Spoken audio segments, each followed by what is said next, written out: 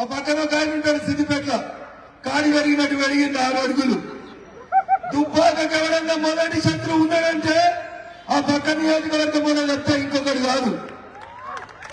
వీళ్ళకి ఎప్పటికీ దుబ్బాకలకు ఎప్పటికీ ఆ సిద్దిపేట ఆయన తప్ప వీళ్ళకి నోరు తగలేదు. ఏం చేసినా ఒక్కసారి చూడురా సిద్దిపేట ఆయన. నేను ఎమ్మెల్యేకి పోటీ చేసినప్పుడు మీకు అందరికీ ఆదుకుంటుంది.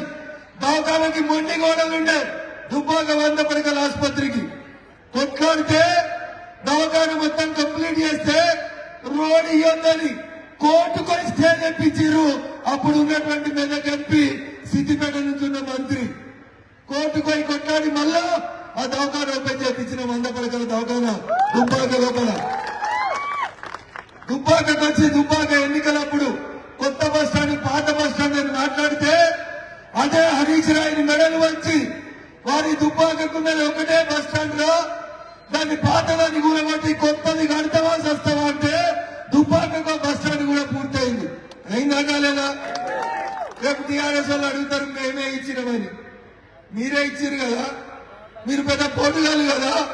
మరి 2 సంవత్సరాల 3 నెలలు అయింది మీ ఎమ్మెల్యే కలిసి ఏం తెచ్చినా దుబ్బాకకు ఒక్క మాట చెప్పుకోరు. ఒక్క మాట నేను ఇడిచిపెట్టిపోయినా ఐటీఐ మండి గోడలు ఈ రోజు దాకా పూర్తి కాలేదు. ఇదే దుబ్బాక ఎమ్మెల్యే నాయకత్వంలో వచ్చే కళ్యాణ లక్ష్మి చెక్కులు, షాదీ ముబారక్ చెప్పులు, దీనికి తప్ప ఈనాడు దాకా ఆ రోజు నన్ను మాట్లాడి నన్ను మొరిగిన కొంతమంది మా మిత్రులకు నేను అడుగుతున్నా. రఘునందన్ జేబులో కొబ్బరికాయలు పెట్టుకొని తిరుగుతుండు. మరి మీ ఎమ్మెల్యే ఏం చెప్తుండ్రు? 2.5 ఏళ్ళ మీ కొబ్బరికాయ లేదు, కత్తెర లేదు, ఏమున్నది మీకు? ఒకటే రియల్ ఎస్టేట్.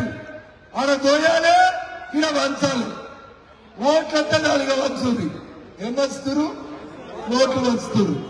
ఏమంటున్నాడు ఎమ్మెల్యే సార్? 2 ఏళ్ళ పోలే, ఇగో నేను ప్రతిపక్ష ఎమ్మెల్యేని, నా దగ్గర రూపాయలు లేదు రూపాయి, రమ్మంటే వద్దంటే పట్టణంలో మంచిగా దుర్గం చెరువు కాడికి మొదలుకుంటే మస్తు ఉన్నాయి కష్టాలు పెట్టుకోవడం చెప్తుంది. ఆడ సంపాదిస్తున్నారు, ఈడ వంచుతున్నారు. ఇక రేపటి నుంచి వచ్చి ఇస్తారు, తీసుకోరు వద్దంటే సిగ్గుండాలే. నా ఎమ్మెల్యే ఎలక్షన్లలో లైన్లో నుంచి పంచిర్రు, లైన్లో నిల్చొని అప్పుడు ఉన్నటువంటి సర్పంచులు, కౌన్సిలర్లు తీసుకొని 2000 తీసుకొని ఓట్లు వేయించుకున్నారు. ఏమైంది? ఇలా ఓట్లకు నోట్లు వచ్చినాడున్న తెలివి. ఇలా దుబ్బాకలో తెలివి రావడానికి ఎందుకు పనిచేస్తానని ఒకసారి అడగాలి. దుబ్బాక ఎమ్మెల్యే అడగాలి, ఎందుకు వస్తారో దుబ్బాకని అడగాలి. ఘనకార్యం చేసింది ఏడాది అయినాక 4 ఎమ్మెల్యేలు తోలుకొని Narsapur MLA Sunitha Laxma Reddy, Patancheru MLA Mahipal Reddy, Sangareddy MLA Singa Prabhakar, ఇట్లా 4 టీఆర్ఎస్ ఎమ్మెల్యేలను తోలుకొని గెలిచిన ఏడాదికి ముఖ్యమంత్రి దగ్గరికి పోయి కలిసిండు, రేవంత్ రెడ్డి దగ్గరికి పోయి కలిసిండు. కాంగ్రెస్ వాళ్ళు నంచుకున్నారు. మేము టీఆర్ఎస్ వాళ్ళ అధికారంలో ఉన్నప్పుడు దుబ్బాకకు పైసలు ఇయ్యలే, సిద్దిపేట వాళ్ళు మాకు అన్యాయం చేసిరు. రఘునందన్ చెప్తే వేరే పార్టీగా చెప్పిన ప్రభాకర్ రెడ్డి గారు, గౌరవనీయులు దుబ్బాక ఎమ్మెల్యే గారు బాధపడ్డారు. అంటారా? మా మీడియా మిత్రులు అందరూ రాసిరు, చూసినాం మనం కూడా అందరూ. అవునా? మరి ఏం చేస్తారు? ముఖ్యమంత్రిని కలిసి వచ్చినాక దుబ్బాకకి ఏమైనా ఇంటిగ్రేటెడ్ స్కూల్ వచ్చిందా? ఐటీఐ కంప్లీట్ అయిందా? 4 లైన్ రోడ్ వచ్చిందా? ఓ మున్సిపాలిటీకి బంగ్లా కట్టిరా? పిల్లలకు కొలువులు వచ్చినాయా? ముఖ్యమంత్రిని కలిసినాక ఓ సర్వే చేసిరు, చెల్లాపురంలో కంపెనీ పెడతారు అని చెప్పారు. పెట్టిరా? సర్వే అయిందా? భూమి వచ్చిందా? ఏమైనా వచ్చినాయా? మరి ఏం చేసిరంటే ఏం చేయలేదు. 2.5 ఏళ్లలో అప్పుడప్పుడు వచ్చి కనబడిపోతుంది. అంతకు మించి దుబ్బాకకి న్యాయం జరగలేదు. నేను కూడా టీఆర్ఎస్ పార్టీ అధికారంలో ఉన్నప్పుడే ఎమ్మెల్యే ఉన్నా. మోచైన బలం ఉంటే మొండి కొడలైనా జరుగుతుందని కొట్లాడి అది 6 అడుగుల 7 అడుగుల నాకు సంబంధం లేదు. దుబ్బాకకు పైసలు ఇస్తారా సత్తారా అని ప్రతిరోజు కొట్లాడి దుబ్బాకల అభివృద్ధి కోసం ఆహర్నిశలు కృషి చేసిండారు అభినందన్ గారు. ఏం చేసింది దుబ్బాకల?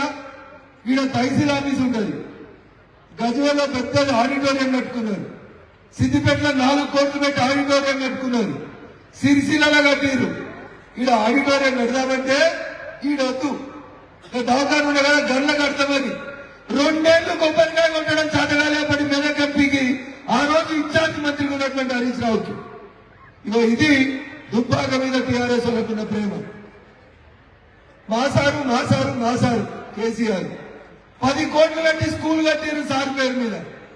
ఇనాగరేషన్ చేసేందుకు రిబ్బన్ కట్ చేసేందుకు రాలే మీ సారు. ఇగో ఇది దుబ్బాక మీద మీకున్న ప్రేమ.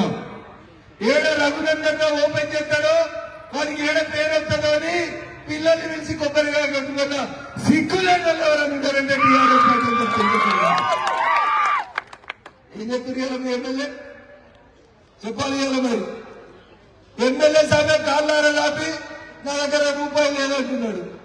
ఇక ఎమ్మెల్యే దగ్గర లేకపోయా, మీ పార్టీ గల్లీలో లేకపోయా, మీ పార్టీ ఢిల్లీలో లేకపోయా, సారు ఫామ్ హౌస్ లో హరీష్ అడుగులో పట్టి కవితక్క ఢిల్లీలో సారా అమ్మేందుకు కేటీఆర్ దుబాయ్ లో చుట్టూ కారుకు 4 పయ్యలుంటే 4 దిక్కులే పోతుండబట్టే కారు ఎట్లా నడవాలి? దుబ్బాక మున్సిపాలిటీలో కార్పొరేటర్లను కౌన్సిలర్లను కారోళ్లను కల్పిస్తే ఏం చేస్తారో నేను 3 ముక్కలలో చెప్పి ముగిస్తా.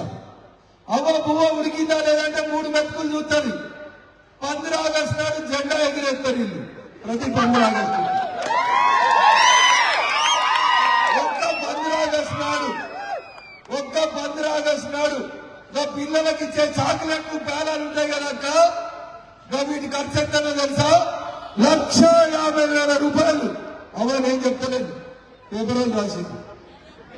మున్సిపాలిటీలో జెండా ఎగిరేసి జెండా వందనం చేసి పిప్పరమెంట్లు చాక్లెట్లు కిలో స్వీట్ వంచితే దుబ్బాక మున్సిపాలిటీలో 15 ఆగస్టు రోజు ఒక్క రోజు పెట్టిన ఖర్చు 1,50,000 ఎంత? 50,000. అలా 15 ఆగస్టు అయితే కానీ పైసలు అయితే ఎన్ని పైసలు అయితే మరి తప్పలేదు. ఇట్లా పాత కౌన్సిలర్లు యాడ్ చేసుకోరు. ఒకసారి టీఆర్ఎస్ కి పోటీ చేసినప్పుడు ఎట్లుండ్రి వాళ్ళు, ఇవాళ ఎట్లున్నారో ఒకసారి ఆలోచించు. ఇవాళ వాళ్ళ పరిస్థితి ఎట్లుందో చూడు. 5 ఏళ్ల కింద ఓటేమని మీ ఇంటికి వచ్చినప్పుడు మీ కౌన్సిలర్ సార్ ఎట్లుండే, ఇవాళ ఎట్లున్నారో ఒకసారి మీరు గుండె మీద చేసుకొని రాత్రి ఇంటికి పోయినట్టు ఆలోచించట్లేదు. మస్తు పైసలు జమైనాయి. మొత్తం రియల్ ఎస్టేటే. రేపటి నుంచి పైసలు పంచుతారు. అవ తీసుకోవాలి, బరాబర్ అడిగి తీసుకోవాలి. 5 ఏళ్లు తోసిరు, 5 రోజులు ఇస్తారు. రోజు 2,000, 5,000, 10,000 తీసుకోవాలి. మొత్తం మనయే పైసలు. కానీ ఓటేసినప్పుడు మాత్రం ఒక్కసారి ఆలోచించాలి.